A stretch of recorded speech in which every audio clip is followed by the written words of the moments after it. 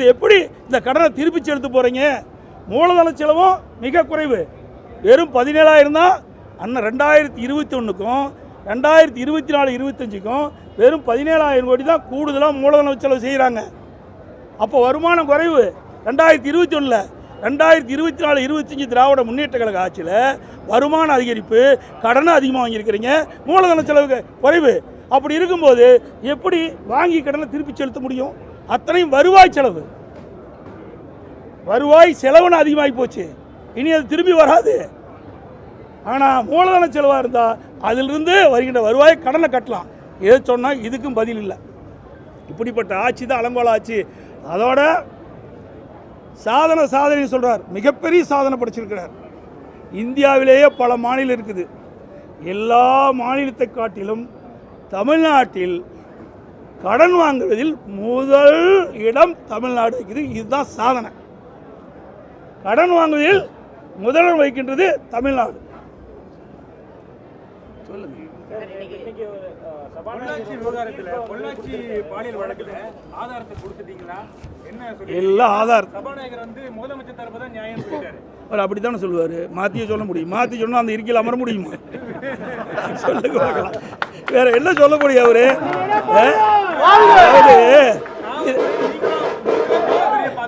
அதாவதுங்க, முதலமைச்சர் காவல்துறை அவர் வசம் தான் இருக்கு, நீங்க முதலமைச்சர் இருக்கும்போது காவல்துறை உங்க வசம் தான் இருக்கு. ஆனா ரெண்டு பேரும் வேற வேற டேட்டா கொடுக்குறீங்க, எது உண்மை? அதாவது ஊடக நண்பர்கள், பத்திரிகை நண்பர் இருக்கிறீங்க, உங்களை விட எங்களுக்கு அதிகமாக தெரியாது. எல்லா இடத்துலையும் நீங்கள் போய் சந்திக்கிறீங்க, எல்லா கட்சி தலைவர்களையும் சந்திக்கிறீங்க, இன்றைக்கு பல்வேறு இடங்களில் கருத்துக்களை பரிமாறுகிறீங்க, எல்லாரும் தெரியும். ஒருவர் புகார் கொடுக்கின்ற பொழுது தான் அந்த புகாரின் அடிப்படையில் தான் வழக்கு பதிவு செய்யப்படும். அந்த புகாரில் என்ன தெரிவிச்சிருக்காங்களோ அதை வச்சு தான் அவர் பாதிக்கப்பட்டவர்கள் கொடுக்கின்ற கம்ப்ளைண்ட் பேரில் அவர் கொடுக்கப்பட்ட புகாரின் யார் இருக்கிறாங்களோ அவர்கள் தான் கைது செய்ய முடியும். அதைத்தான் நான் சொல்கிறேன். இவர் என்ன சொல்கிறார்? வாழைப்பழ கதை மாதிரி சொல்கிறார். 10 நாளைக்கு முந்தி கொடுத்தாங்க. எந்த அடிப்படையில் 10 நாளைக்கு முந்தி கொடுக்குறீங்க? என்ன டேட்டா சொல்லுங்கள். உங்களுக்கு எப்படி தெரியும்? 10 நாளைக்கு முந்தி நீங்கள் போய் கொடுத்தாங்க அப்படின்னு எந்த அடிப்படையில் சொல்கிறீங்க? நாங்கள் எஃப்ஐஆர் போட்ட டேட்டை சொல்கிறோம், கிரைம் நம்பரை சொல்கிறோம்.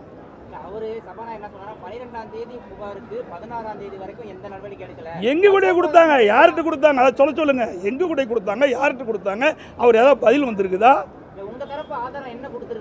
இதுதான் சார், நாங்கள் தான் 59/2019 கிரைம் நம்பரோட கொடுத்தாச்சு. அடுத்த நாளே அதில் 4 பேரை குறிப்பிட்டிருக்காங்க. 3 பேரை அன்றைய தினமே அடுத்த நாளே கைது பண்ணிட்டாங்க.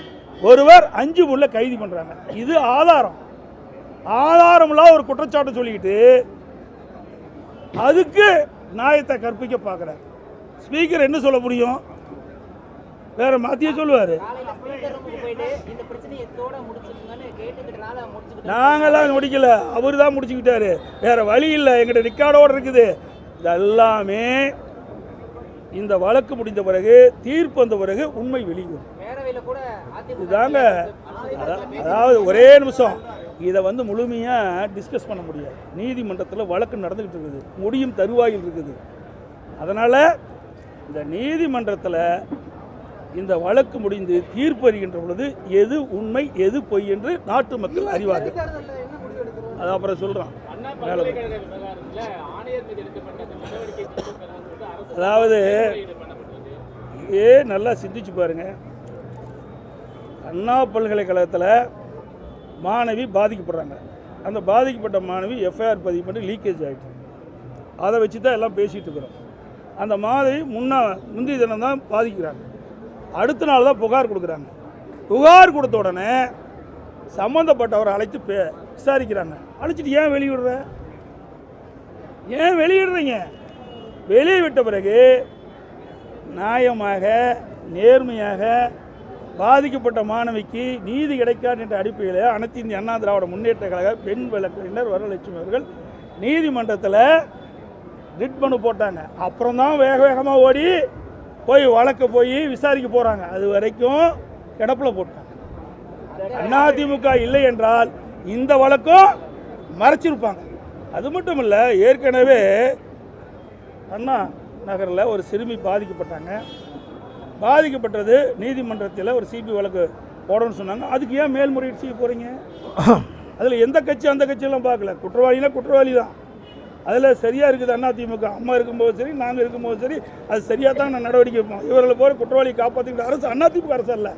அண்ணா யூனிவர்சிட்டி கேஸில் கைது செய்யப்பட்ட குற்றவாளி திமுகவுடைய அனுதாபி உறுப்பினர் அல்ல அப்படிங்கிற ஒரு ஸ்டேட்மெண்ட் ஏங்க ஏதாவது நிறைய பத்திரிக்கைலாம் காட்டியிருக்கிறதா பாருங்க.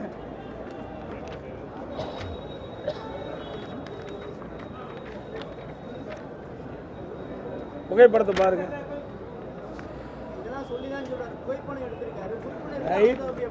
ஏங்க இவர் பாரம் வாங்குறாருங்க. பொறுப்பு வாங்குறதுக்கு பாரு. இதை எப்படி மறுக்க முடியும்? உறுப்பினர் படிவம் என்னன்னு தெரியல. அவரை கேட்டால் தான் தெரியும். அதுக்கு ஒரு நாம் எதோ சொன்னால் அதுக்கு ஒரு மறுப்பு சொல்லுவாங்க. நீங்களே பார்த்து நீங்களே போட்டுங்க. உங்களுக்கு என்ன பிடிக்குதோ அதை போட்டுங்க. ஏன்னா எல்லாத்துக்கும் மறுப்பு தெரிவிக்கிறாரு. அதாவது அனுதாபிக்கிறாரு. அவருடைய மாநாட்டுக்கெல்லாம் அவர் போவாராம், வருவாராம். அங்கே இருக்கிற முக்கிய பிரமுகர்லாம் வீட்டில் போய் பிரியாணி சாப்பிடுவாங்க, எல்லாமே பண்ணுவாங்க. அதுக்கு 2021 எந்த கேஸுமே பதிவாகல. 20 வழக்கு இருக்கிற ஆள் திராவிட முன்னேற்றங்களை ஆட்சிக்கு வந்த பிறகு இவர் மேலே எந்த வழக்கும் பதிவாகலை. எப்படி பதிவாகும்?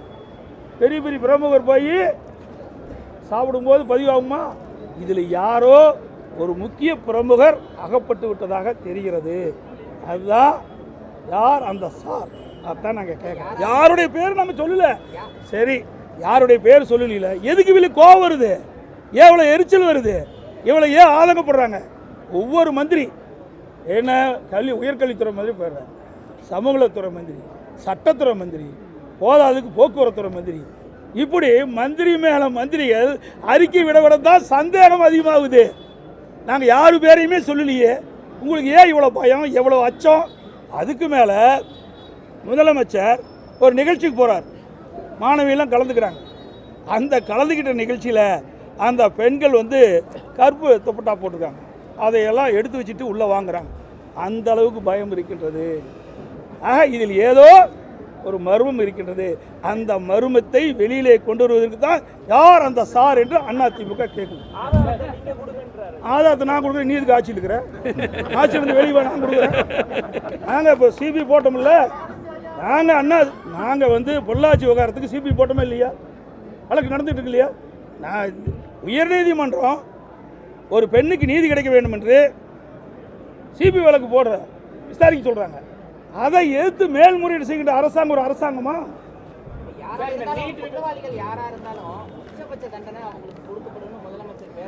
சொல்லி என்ன பிரயோஜனம்? அவரு வரிக்கு வரி சொல்கிறாரு. அவர் தான் எங்களுடைய அனுதாபிக்கிறார். அப்படி அழுத்த திருத்தமாக சொல்கிறார். அவர் கட்சி உறுப்பினர் இல்லை, அனுதாபி.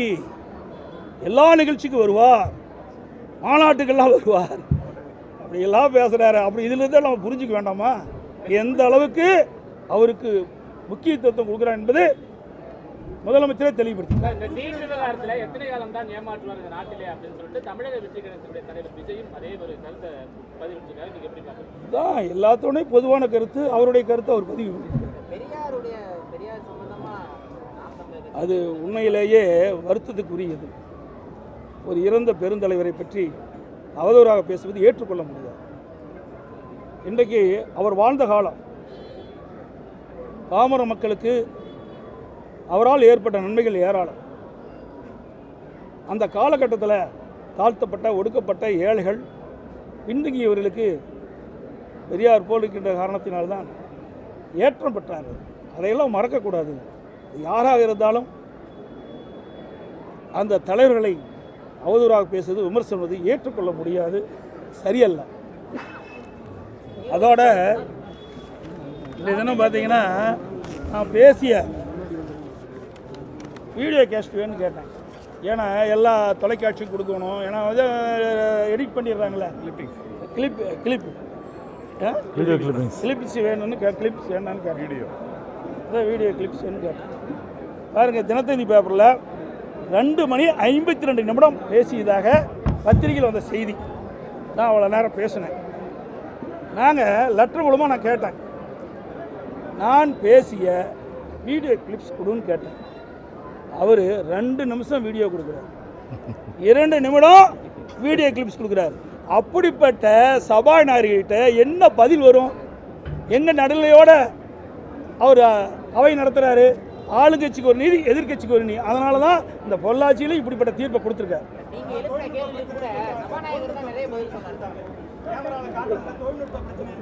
அது அப்பப்போ தொழில்நுட்ப பிரச்சனை வரும். அதுக்கு அப்பப்போ வைரஸ் பிடிக்கும். இந்த பக்கம் அதிமுக பக்கம் திருப்பினா வைரஸ் ஏறிடும், திமுக பக்கம் திருப்பினா வைரஸ் மறைஞ்சு போயிடும், அது ஸ்பீக்கர் பக்கம் திருப்பினா முழுசாக வைரஸ் மறைஞ்சு போயிடும். இப்படிப்பட்ட டெக்னிக்கு நம்முடைய சட்டப்பேரவை தலைவர் பார்த்து கற்றுக்குவோம். பேசிக்கிட்டு தான் முடியும். அனைத்து ஊடகங்களுக்கும் நன்றி, வணக்கம்.